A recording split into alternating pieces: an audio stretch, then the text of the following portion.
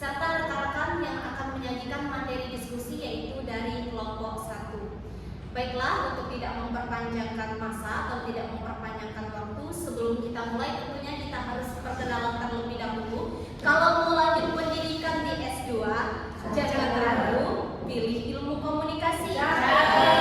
Perkenalkan, nama saya Zuliantia, moderator yang akan memandu jalannya diskusi.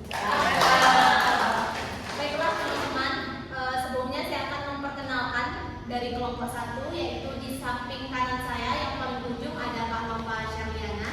Selanjutnya di tengah ada Herza Rozana, dan di samping kanan saya lagi ada Mbak Nindi Manis Setiani. Baiklah teman-teman, adapun untuk materi diskusi kita pada hari ini yaitu mengenai metode penelitian komunikasi dengan judul melakukan studi pendahuluan dan merumuskan masalah rancangan penelitian. Baik, untuk materi yang pertama, mari sama-sama kita dengarkan penjelasan dari Kak Nova Syarliana Sari. Kepadanya kami persilakan.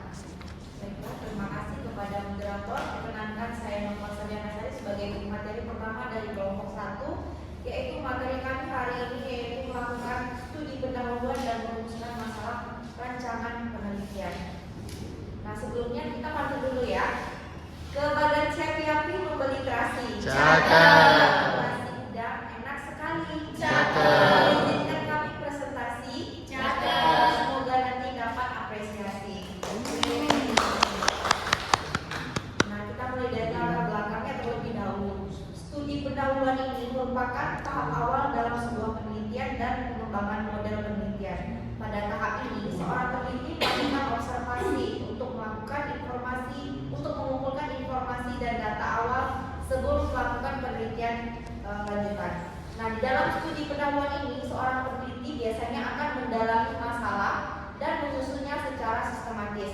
Dari studi pendahuluan inilah masalah yang akan diteliti yang awalnya masih abu-abu menjadi terlihat jelas. Selain itu, peneliti juga akan mencari informasi mengenai penelitian sebelumnya yang relevan dengan topik yang ingin dia teliti.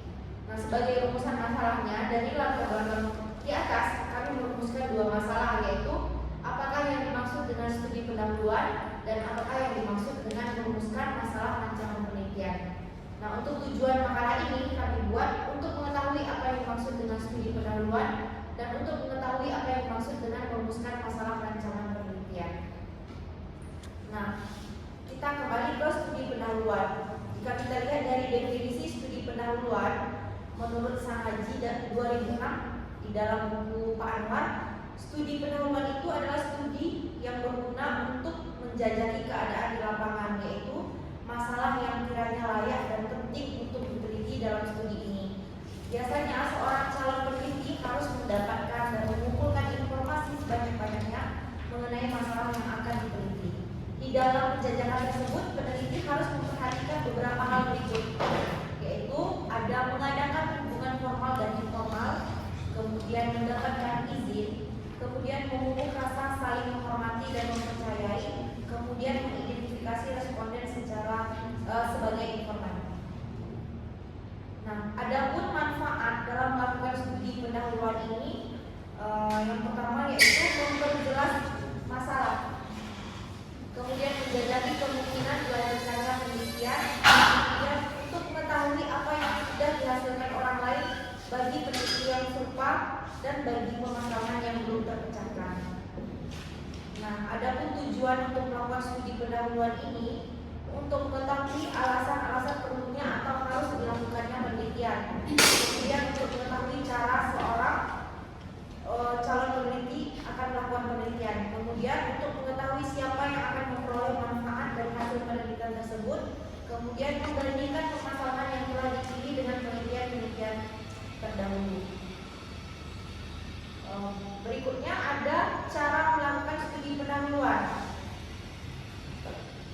Jika dilihat, yang pertama yaitu menggunakan paper.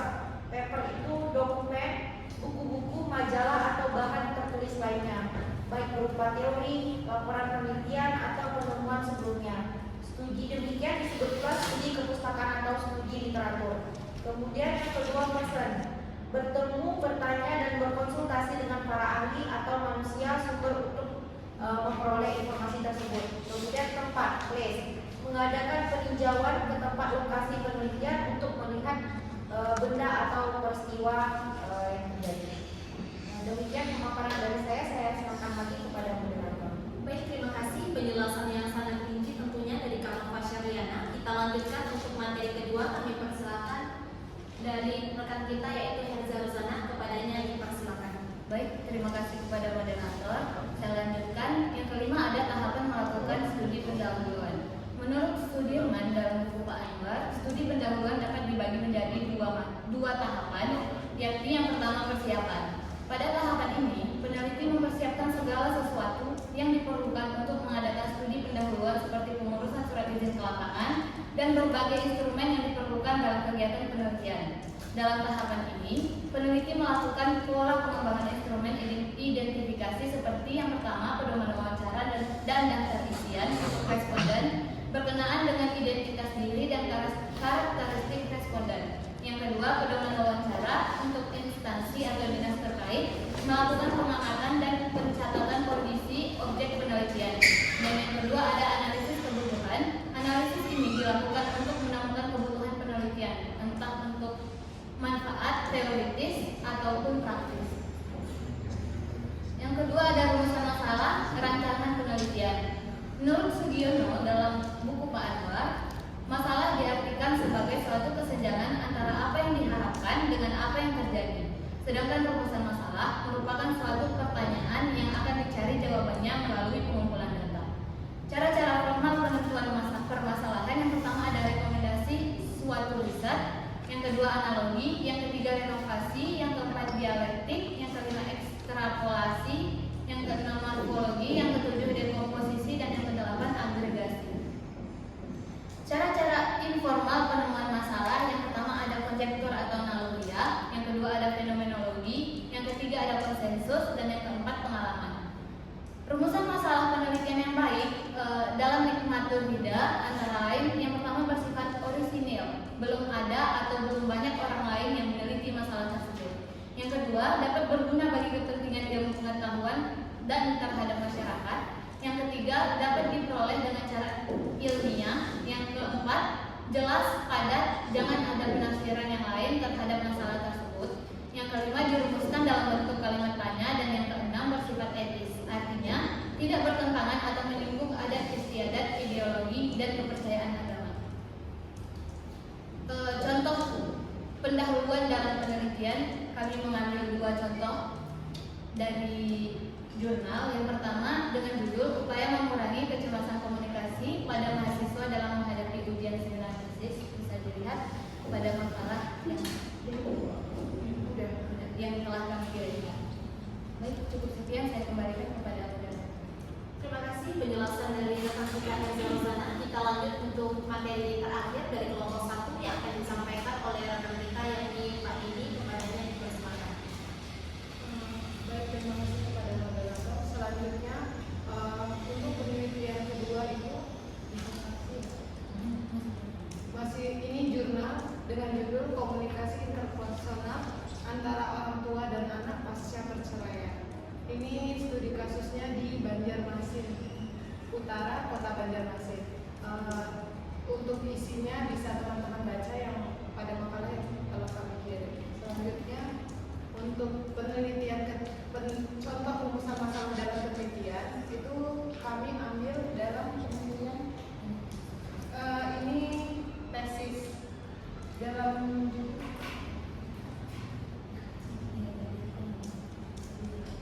bisa dilihat pada makalah yang sudah kami kirim.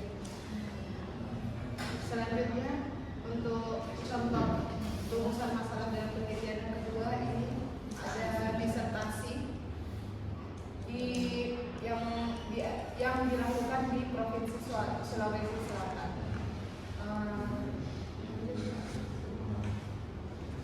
Kesimpulannya, penelitian ini dilakukan guna untuk memecahkan rahasia atau cari solusi dari suatu permasalahan yang sedang diteliti. Masalah itu dapat timbul dari beberapa hal, yaitu dengan sendirinya atau dari beberapa faktor yang mempengaruhi. Masalah juga ditemukan ditemukan secara naluriah, ini akan sulit dijelaskan bagaimana seorang peneliti menentukannya. Dalam menentukan rumusan masalah, ada satu hal yang perlu diperhatikan, yaitu langkah-langkah dalam membuat rumusan masalah. Karena ini penting untuk diikuti. Apabila tidak tepat dalam perumusan masalah, maka dapat mengganggu penelitian yang akan dilakukan. Adanya perumusan masalah ini juga berfungsi sebagai pedoman atau sebagai indikator dari apa yang akan diteliti.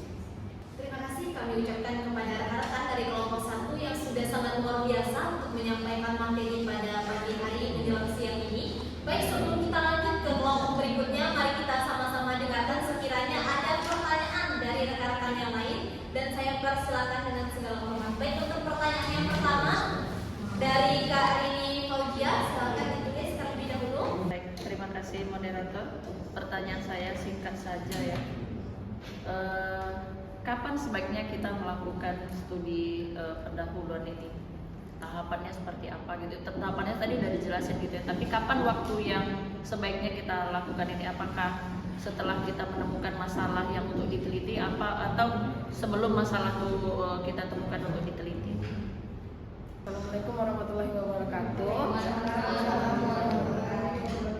Saya Indah Martini Putri akan bertanya kepada kelompok 1. Kan yang kita sama-sama tahu kalau penelitian itu biasanya kita kadang mandek, bingung, mencari ide, mencari masalah itu apa sih. Menurut kelompok 1, bagaimana sih tips, strategi atau cara meningkatkan kepekaan kita dalam menentukan masalah dari penelitian kita menurut dari kondisi lingkungan kita sekitar. Mungkin itu saja yang dapat saya sampaikan. Pertanyaan dari Kak Rini kurang lebih pertanyaannya yaitu kapan waktu yang baik atau waktu yang tepat untuk melakukan studi pendahuluan atau studi penelitian. Untuk jawaban dari Kak Rini ini akan dijawab secara bersama-sama oleh kelompok 1. Silakan. Baik, terima kasih kepada moderator. Di sini kami langsung menjawab 2 pertanyaan sekaligus.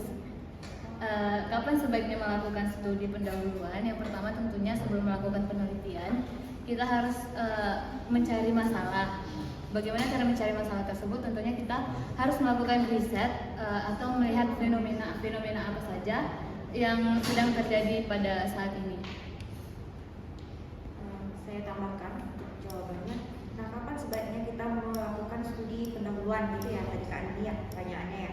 Setelah kita menemukan masalah, misalnya di dalam dunia pekerjaan, gimana sih cara kita menemukan masalah itu gitu kan? Nah, kayak kakak misalnya di dinas di rumah sakit jiwa Tampan, nah melihat fenomena-fenomena yang terjadi di situ, tergugah keinginan untuk melakukan penelitian pada masalah tersebut, begitu kan? Nah kemudian itu cara gampangnya. Nah ada beberapa cara juga kita menemukan masalah yang secara tadi sudah kita paparkan secara formal dan informal. Nah perbanyak riset. Nah dari dalam beberapa mata kuliah yang sudah kita lakukan di semester 1, kita disuruh banyak membaca jurnal. Nah jurnal ini nanti kan dari situ kita memiliki keinginan, ternyata saya minatnya di bidang ini nih, untuk melakukan penelitian di bidang ini gitu. Nah kita pahami di bagian itu, kemudian barulah kita melakukan studi pendahuluan. Studi pendahuluan ini bisa pernah juga kita pelajari di mata kuliah isu-isu komunikasi, salah satunya mind mapping. Nah di situ ada tata caranya. Di situ di mind mapping itu kita bisa misalnya cari tahu di mana lokasinya, apakah penelitian ini bisa kita lanjutkan nanti atau tidak, siapa informan kita, atau siapa partisipan kita, atau observasinya nanti seperti apa, siapa yang akan kita wawancarai, siapa yang akan kita kasih kuesioner kalau itu kuantitatif, seperti itu. Kemudian riset jurnal-jurnal tadi, atau bisa juga penelitian ini dari fenomena yang terjadi, atau sekarang kita lagi dihebohkan dengan dunia politik, misalnya pemilihan presiden. Nah itu juga bisa kita jadikan bahan untuk kita melakukan penelitian. Atau yang happening, atau kalau dulu COVID, nah banyak tuh penelitian mengenai COVID. Seperti itu sih kalau dari saya. Nah kemudian strateginya tadi ya, ini udah sekalian menjawab dari strategi dari Indah. Mungkin itu saja dari saya, atau ada? Kalau untuk jawaban dari Indah sih tambahannya, kalau sulit untuk kepekaan terhadap lingkungan yang lebih luas, kayaknya kita ambil skop yang lebih kecil aja. Misalnya di lingkungan sekitar, misalnya di kecamatan atau di mana. Kecamatan itu kan banyak juga kan isu lingkungan misalnya kayak komunikasi lingkungan, di situ ada komunikasi budayanya juga ada di situ. Jadi kalau misalnya penelitiannya kayaknya kalau untuk mencakup skop yang besar tapi kepekaannya kita malah kurang gitu, lebih baik dari yang skop yang kecil dulu kita ambil gitu sih. Untuk menambahkan sedikit lagi Kak, mungkin bisa dari studi-studi terdahulu, misalnya ada penelitian orang sebelumnya itu juga di sarannya itu kan biasanya dituliskan ada beberapa aspek yang sudah mereka teliti atau ada beberapa aspek yang belum mereka teliti, itu bisa kita jadikan untuk bahan penelitian kita selanjutnya juga. Melanjutkan penelitian. Demikian, terima kasih. Dan dari kelompok 1 kami tutup dengan pantun menggoreng ikan dicampur bakmi. Cakep. Digoreng terpisah jangan sekaligus. Cakep. Cukup sekian presentasi kami. Cakep. Semoga dapat nilai yang bagus.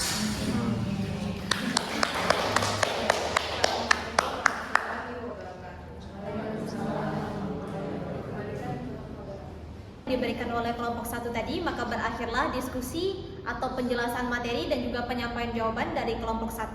Untuk menutup, mari sama-sama kita berikan apresiasi kepada kelompok 1.